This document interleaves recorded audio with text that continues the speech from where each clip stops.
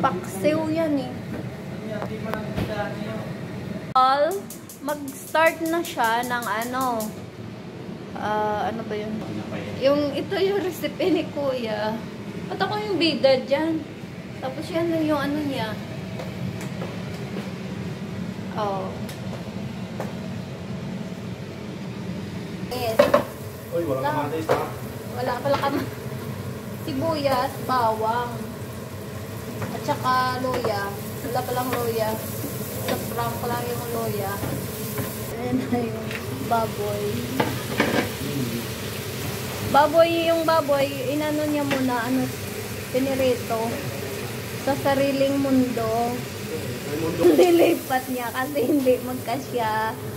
Kasi may sariling mundo kanina. Tapos ko daw yung camera para maganda kasi ano siya. Oyster sauce at saka oyster sauce lang. Wala. Oyster sauce pala. Oyster sauce. Wow, makulo. Parang sarap. Amoy baboy. Tapos black pepper. Hindi na yan. Huwag niya yan gayahin. Brown black pepper. Tapos,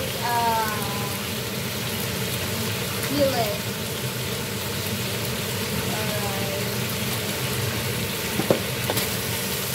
Tapos, halo-halo to the max. Tapos,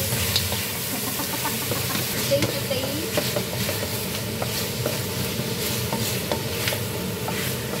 Cold water.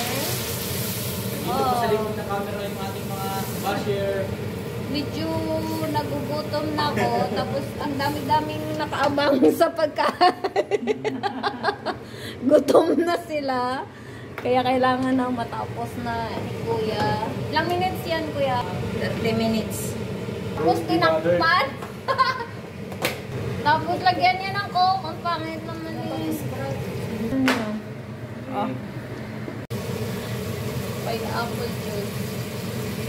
Tapos pineapple juice.